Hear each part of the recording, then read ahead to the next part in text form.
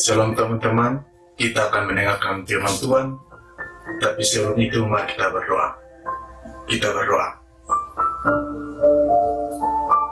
Bapa kami di surga, ya Bapa, terima kasih atas malam hari ini. Kami akan mendengarkan firman Tuhan. Namun sebelum itu biarlah Tuhan yang pimpin kami, supaya apa yang kami bawa ke firman Tuhan boleh seturut dan kehendak-Mu, dan biar firman-Mu kami lakukan hari pas hari. Amin. Baik, teman-teman yang Tuhan kasih, saya akan membawakan firman Tuhan dari Perjanjian Lama, yaitu Mazmur Daud dari Mazmur 98 ayat 1 sampai 9. Saya akan membacakan firman Tuhan saat penyelamat sudah dekat. Mazmur. Nyanyikanlah nyanyian baru bagi Tuhan, sebab Ia telah melakukan perbuatan-perbuatan yang ajaib. Keselamatan telah dikerjakan kepadanya oleh tangan kanannya, oleh lengannya yang kudus. Tuhan telah memperkenalkan keselamatan yang daripadanya, telah menyatakan keadilannya di depan mata bangsa-bangsa. Ia mengingat kasih setia dan kesetiaannya terhadap kaum Israel. Segala ujung bumi telah melihat keselamatan yang daripada Allah kita. Bersorak-soraklah bagi Tuhan, hai seluruh bumi, bergembiralah, bersorak-soraklah dan bermasmurlah. Bermasmurlah bagi Tuhan dengan kecapi dan lagu yang nyaring, dengan nafiri dan sangkakala yang nyaring. Bersorak-soraklah di hadapan Raja, yakni Tuhan. Biarlah gunung, laut serta isinya, dunia serta yang diam di dalamnya. Biarlah sungai-sungai bertepuk tangan dan gunung-gunung bersorak bersama-sama di hadapan Tuhan. Sebab Ia datang untuk menghakimi bumi, Ia akan menghakimi dunia dengan keadilan dan bangsa-bangsa dengan kebenaran. Sekian, itulah firman Tuhan yang saya bawakan sebagai renungan dalam ibadah pemuda. Teman-teman, pada Mazmur 98 ini, bahwa Raja Daud dia ingin memuji Allah, dia ingin bernyanyi bagi Tuhan. Dalam setiap mazmurnya dia memuji Allah, dia menari-nari bagi Allah. Namun pada Mazmur 98 ini ada sesuatu yang sampai pada akhirnya ia memuji Allah dengan perbuatan-perbuatannya yang merujuk pada sesuatu yang digenapi oleh Allah sendiri. Pada ayat yang pertama dan yang kedua, Mazmur Daud ini dia menulis sesuatu kalimat-kalimat yang luar biasa. Dia membawakan suatu pujian yang menyatakan kasih Allah atau pekerjaan Allah atau tujuan Allah sebenarnya, bahwa di mana seolah-olah Mazmur Daud ini dia telah melakukan perbuatan Allah yang sangat besar.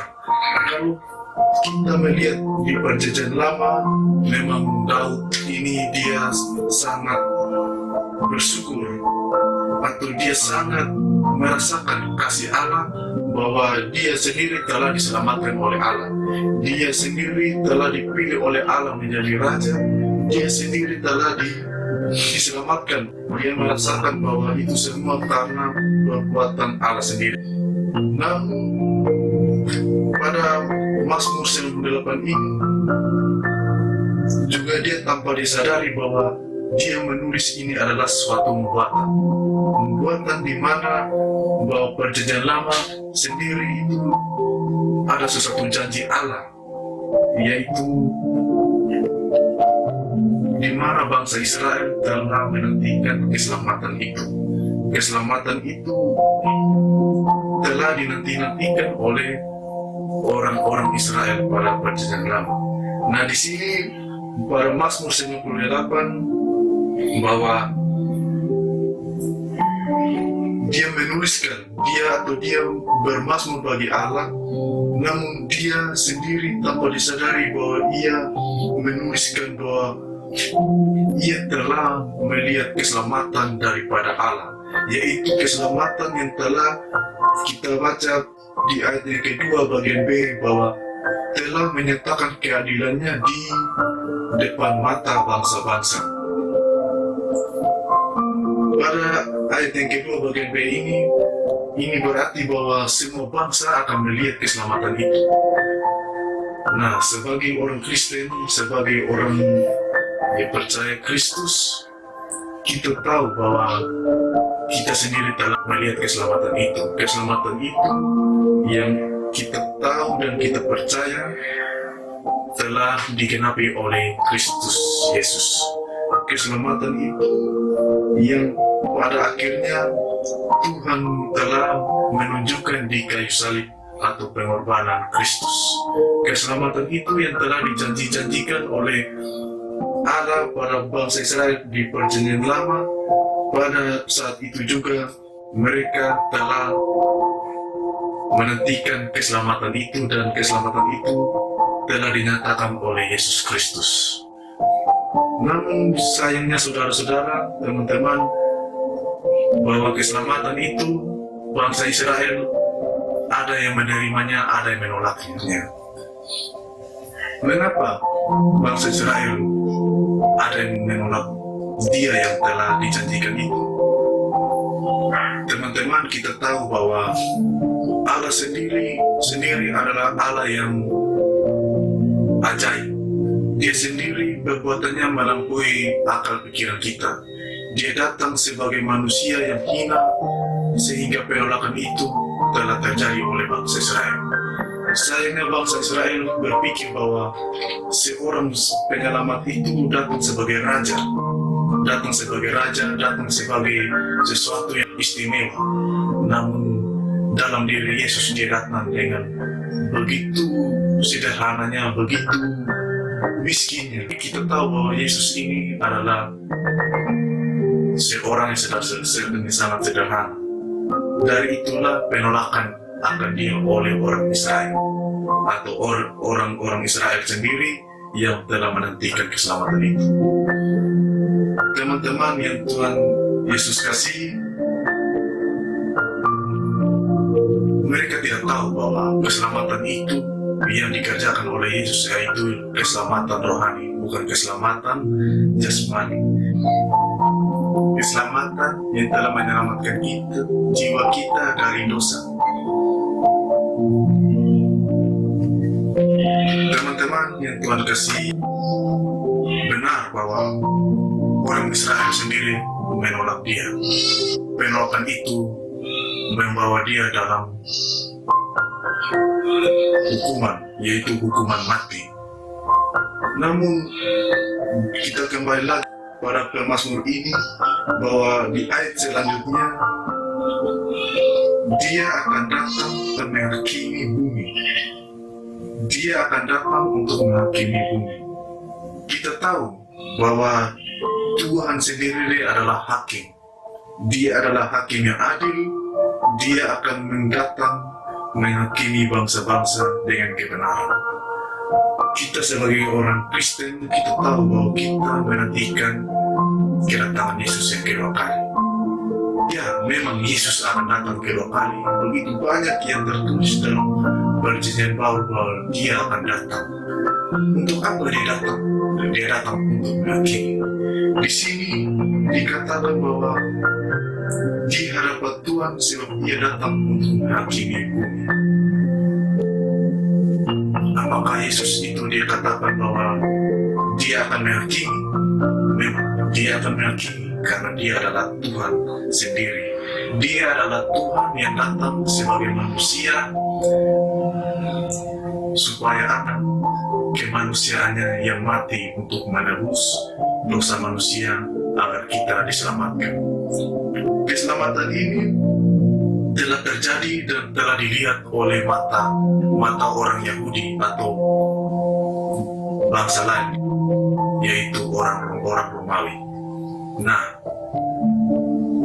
dari kejadian atau cerita ini yang ditulis oleh Perjanjian Lama dan Perjanjian Baru, semua manusia boleh membacakannya dan mengertinya. Sehingga pada saat ini kita semua mengimani bahwa Kristus adalah keselamatan itu. Dia sendiri yang telah ditulis di Perjanjian Lama bahwa bangsa Israel akan menantikan keselamatan itu. Dan dia sendiri adalah keselamatan yang telah dia penuhi di Perjanjian Lama itu sendiri. Karena dia dengan kata-katanya dalam firman Tuhan yang dituliskan di semua Perjanjian Baru, dia bilang, aku adalah jalan kebenaran. Orang mau selamat harus percaya kepada dia. Nah, teman-teman yang Tuhan Yesus kasih, di akhir dari firman ini pastikanlah bahwa teman sendiri memiliki keselamatan itu. Keselamatan itu hanya ada pada Yesus Kristus. Pastikanlah bahwa saudara sendiri memiliki keselamatan itu. Apakah saudara memiliki keselamatan itu? Kalau saudara menolak dia, maka saudara akan tidak memiliki keselamatan dan akan selamat dari kebinasaan dosa. Dia juga datang sebagai raja akan menghakimi bumi. Maka dari itu, saudara yang selamat, maka saudara boleh bahagia karena dia yang menghakimi. Dia ada di pihak saudara. Dia sudah menyelamatkan saudara, dan saudara akan berbahagia di hadapannya yang menghakimi itu. Karena yang menghakimi itu adalah Yesus Kristus yang telah digenapi oleh penantian keselamatan itu yang tertulis di Perjanjian Lama maupun di Perjanjian Baru. Sekian firman yang saya bawakan, boleh memberkati kita semua. Amin.